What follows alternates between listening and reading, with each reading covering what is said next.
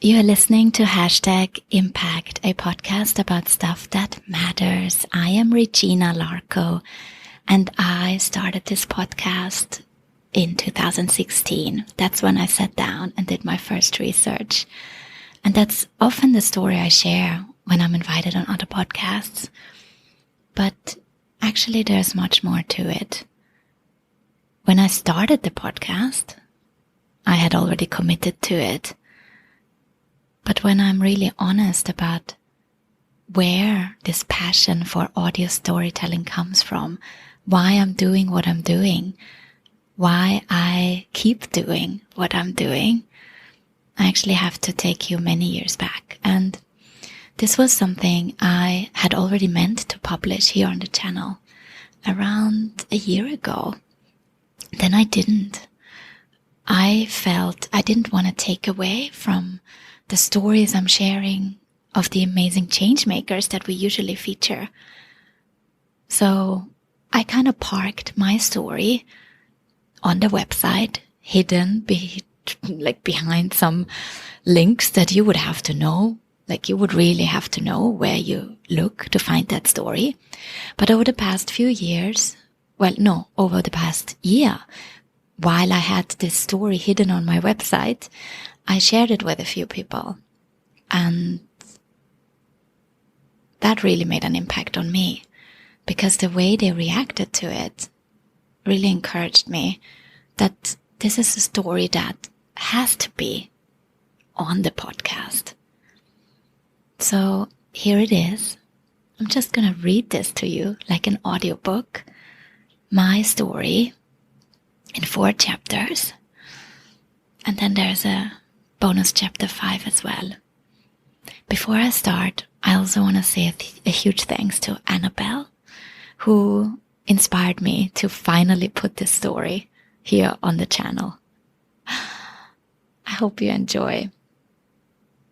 If you're looking for more information about the work I am doing, please head over to #impact.com/support, where you find out more about my work and how I support others sharing their impactful stories, and where you can also find more information about #Impact podcast.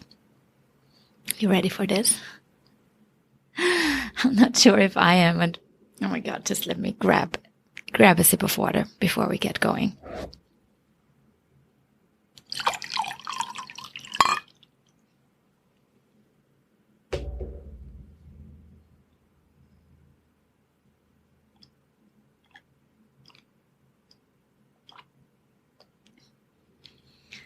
Okay, I think I'm ready.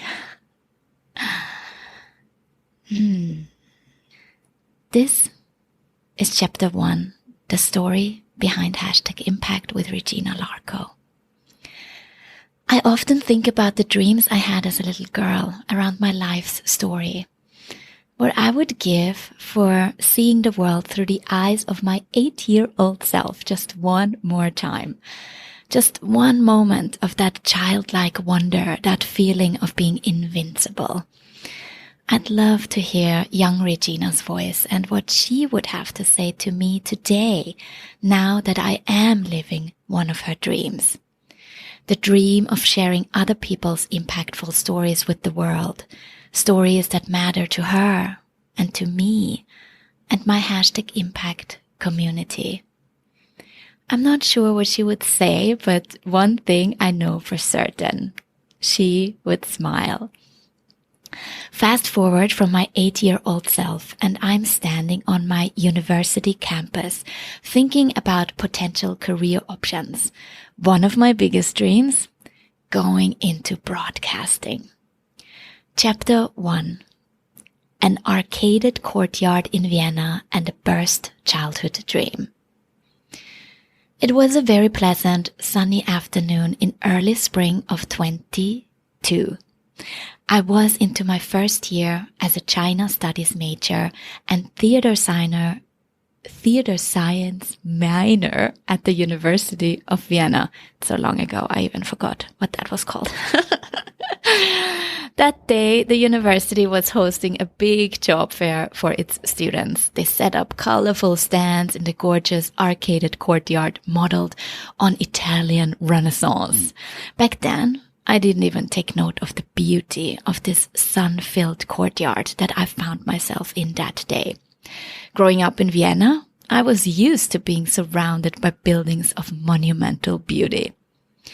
I instantly spotted the stand. The logo of the Austrian Broadcasting Corporation sparkled beautifully. It was one of my childhood dreams to go into broadcasting, and that moment, when I spotted the logo, memories of my first playful interviews as a 12-year-old with my younger cousin Bettina made me smile. I had always been particularly fascinated with radio. I loved listening to the radio. Being a radio host was, and that I was certain, the absolute coolest job in the world.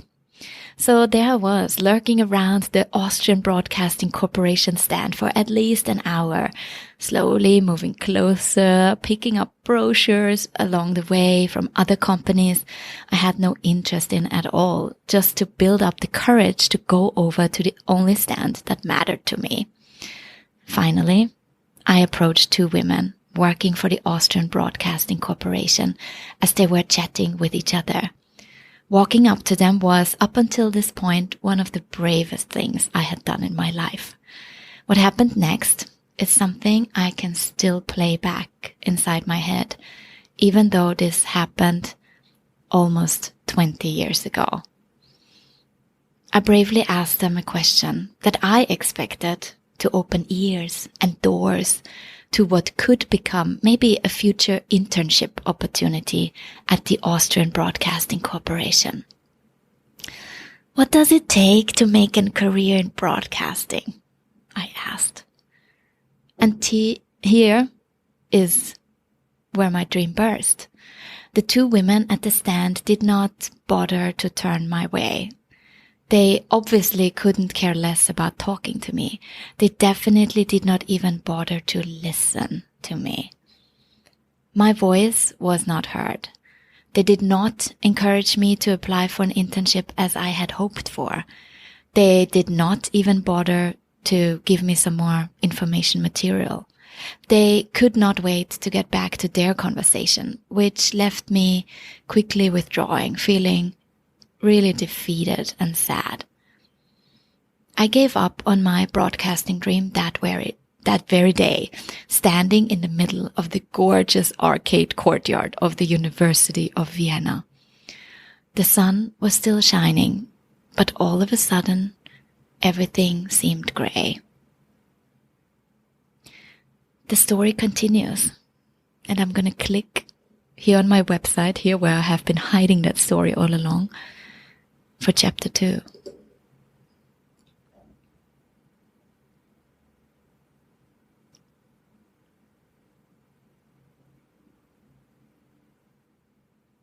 Chapter 2.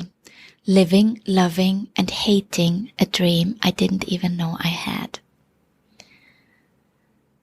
I was defeated that day, but it didn't stay gray for a long time. You must know, I had many dreams as a child and even more as a teenager. But once I started university, well, the dreams and ambitions I had for my career just seemed endless. The broadcaster career dream, that was now past. So I fully dove into my newfound love for Chinese language and learning all about a country and culture that was so very different from my own. I wrote my master thesis about the Shanghai World Exhibition, and 2 years later, I was there, on site, in the heart of Shanghai, at the Austrian Pavilion's groundbreaking ceremony. I couldn't believe it. I made it. I was so proud to be there. It was also in Shanghai where I started working with a renowned international organization running civic education programs that made an impact on countless Chinese students it enabled to study abroad. I was organizing delegation visits for high-ranking European leaders, And I was sitting at the table with renowned scientists as they debated China's changing role in the world. I got promoted quickly, moving to the head office in the capital, Beijing. It was such an exciting time, and I learned so much from every conference I organized. I was living a dream I didn't even know I had before arriving in China, and I loved it. Until I didn't. 5 years in, and I started questioning a lot of the work I was doing, wondering if it really made a big impact. And in all these meetings, with all these amazing, smart people, mostly men, and most of them at least 20 years older than me, I always felt silent, too shy to share my own opinion, my own perspective. Just a year earlier, I did not mind being the quiet observer and learner, just taking notes and writing reports, but something had changed. I did not feel like that shy girl anymore that had started out with the organization 5 years ago. I felt that I deserved another role, one where I would not just be executing and organizing, but where I would really have a say. I wanted to get my voice heard too. It was also a time when pollution levels in Beijing became unbearable, and the only thing that could really cheer me up was my quiet lunch break, listening to my favorite podcast, an Austrian radio show, the one I listened to already as a teenager, the one that had always inspired me to become a radio journalist as well back all those years back. Many years before I had bravely walked up to that job fair stand. I don't really know where the thought came from. It might have been my frustration with my job I felt that day, or the pollution making me angry with what we humans have done to our environment. But all of a sudden it hit me. What if I could start my own radio channel and broadcast and tell stories I am really passionate about? Meet inspiring people that make our world a better place, people that fight pollution, fight for equality, stand up for what's right. I got so excited and felt a joy and energy rush through my body that I had not felt for a long time. But I did not jump into my podcasting idea right there and then. It took a relocation to Hong Kong and another year of exploring, searching, and lots of questioning myself and my abilities. It was a confusing time, but it was important nonetheless, as I started to connect with people running media startups as well as established media. It gave me a taste of both worlds, and it helped me find my role and voice in it. Are you ready for chapter 3? I'm gonna click open that page. Oh.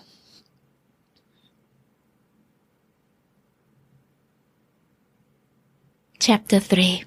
A letter to my younger self. Little did I know that my very first podcast guest would have had the answer to all my questions. If I would have known her then, in that year of my big search, oh, that would have been amazing. But when I spoke to Sue Toomey in episode 1 of #Impact Podcast, she shared a very moving story about herself and how she made the move from a corporate career into the NGO space. Decided to make the move to Hands-On Hong Kong. And I was at a wonderful function with the Women's Foundation where they had people writing letters to their younger self. And it was women who were sort of in their mid-stage of career who were writing letters to themselves in their 20s. And they were giving themselves great advice about take more risk and don't be afraid and make more connections. And I thought to myself, while sitting there, what would my letter to myself today, my letter for myself 20 years from now, to me today, what would it say to me? And I really thought long and hard about that. And it was, stop talking about it, stop thinking about it, stop mulling over it, and do it, because time goes by quickly. And if you don't actually get off your butt and actually do it, you're going to regret it. But one day, before even hearing those powerful words, I did exactly what she said. I just did it. I just started my podcast. I committed. At least, this is how I keep telling people when they ask me how I got going with my podcast. I say, I committed and then I just started. But the more I think about it and reflect on that process that led me from a smoggy lunch break in Beijing to starting my podcast years later, I understand that what I was really doing was finding the courage to listen to my own aspirations and started believing in myself to go after my dream of broadcasting. I cannot even say the word. Maybe that's why I doubted my dream to begin with. So let me say that again. Finding the courage to listen to my own aspirations and started believing in myself to go after my dream of broadcasting, no matter what other people would think. That's when magic started happening. That's when I reached out to my very first podcast guests, and that's when I sat down for my first recording, a recording where Sue shared how she found the courage to change her career after thinking about what her 20-year-older self would say to herself today. This was the first recording I did for my podcast. Needless to say, I was so nervous. Too busy, constantly checking recording levels. But when she shared that story about that letter that she wrote to herself, my heart just stopped. I got goosebumps all over my body, and it resonated so much that I sat down to write a letter to my younger self that very day. And I keep writing and collecting these letters to myself as a reminder for the journey that brought me to this moment. The moment where the hashtag impact story begins. Are you ready for chapter 4? And do you hear that airplane just going over my house?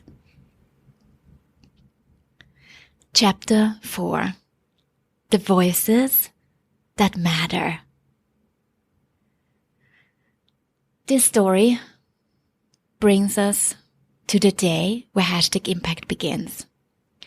As I thought about making an impact myself and how I could empower and support others to do the same, I know that there is value in revisiting one's childhood dreams, even if they burst. And thinking about living dreams we didn't even know we had. And in documenting the process by writing letters to ourselves. In each of these moments, I was trying to find my voice. It was only when I understood that my voice mattered and that I mattered, that I allowed myself to start living a new dream. A new dream. I started understanding that I could make an impact with my work and that I could be the one that could define what impact would mean to me. I understood that it was no one's job except my own to stand up for my own voice and to get it heard, because everyone deserves to have a voice and to leave a mark on the world, you included. Every voice and contribution counts. Everyone can make an impact and everyone's story deserves to be told. This is what hashtag impact is all about. Helping people share their stories in an intimate, authentic way so they can be confident, stand out, and inspire positive change. Here in Hong Kong, from where I'm recording right now, but also in the rest of the world. Just imagine a world where everyone can confidently use their own voice to make meaningful connections with a global, collaborative community of like-minded individuals who together are making a positive social impact. That is my vision for #impact. A vision that I'm so proud of. A vision that is guiding me through those moments when a doubting voice inside my head questions where this will all lead. And this brings me to you. I believe it is time to get your story and the impact that you're making in the world heard. It's time to get your voice heard, because your voice, your story, and the impact you are making matters. It really does. Don't wait another day, is what one of my good friends told me when I dreaded publishing the first episode of #Impact podcast. She actually screamed it at me. Celia, remember? Because I had been procrastinating for days, weeks really, to go ahead. Don't wait another day. It was the best advice and encouragement I ever received. If you ever dreamt about making a podcast, if you ever dreamt about making an impact, then I want to support you on this journey. And you can find resources to do that and a community that helps you to make that impact over at #impact.com/support. So what about that chapter 5? I haven't written it. And I know I should put it in writing, because of course the journey continued after I wrote all these chapters. And since I put my voice out there, started my podcast, connected with all these change makers, found so much inspiration on how they keep going, the grit, the resilience they are showing, there's never a day where I'm not inspired by the people that I got to feature on #impact over these past years. But the story evolved. I also started to work with people that wanted to get their voice out there on their own channel, on their own podcasts. And that has been, I don't even find words. It means so much to me that over this past years, I could also become part of other people's impactful podcast journeys, working together with these purpose-driven organizations and individuals that, just like me, see the incredible power of sharing stories in this intimate way using audio. And I don't know, could I give you some examples just of conversations I had with the people that I supported starting their own channels? Well, it's very similar to mine, actually. We all have to overcome this feeling of, does it actually matter what I have to say? We look for other people's advice.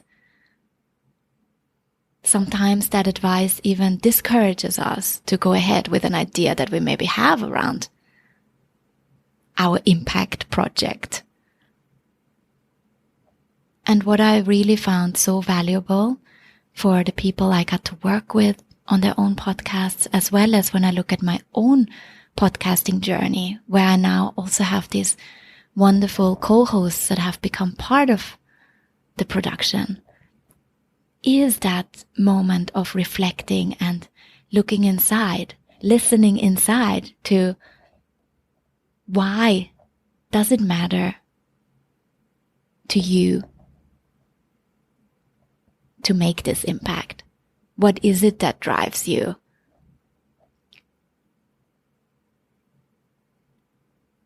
A really great thing that Annabelle shared with me, how she reflected on when she heard these 4 chapters the first time, that really got me thinking was, I always thought it was just about me trying to find my voice and being worried if anyone would care to listen.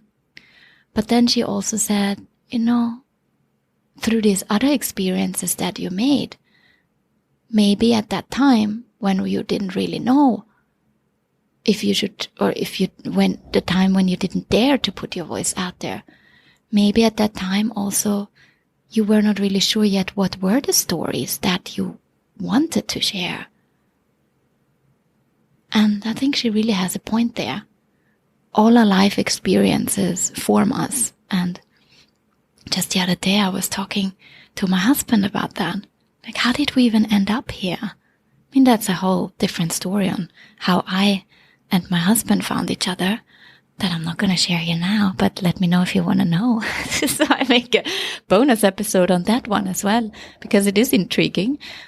But these little things, these little decisions we make in our lives that then lead us to the places we end up in, physically, but also emotionally. And I know this was now not really a very well thought through chapter 5. And Annabelle, I apologize if this was not what you were looking for when you encouraged me to continue writing my story. I will though. I will sit down and actually put this in a proper format at one point. But what I want to encourage all of you to do today, is just to listen inside to what does your heart say? Where do you see your place in, making an impact and sharing then that impact and that voice and that perspective that you bring to this world with others. And with that, finally, with a 1-year delay, the story behind #impact is a wrap. And please do reach out to me always if you have questions or comments. I'd love to hear your feedback. You can find me at hello@impact.com. Say hi there. And if you want the support that I mentioned, just head over to impact.com/support. Thank you so much for taking an interest in my story with #impact. And I talk to you very soon. Bye.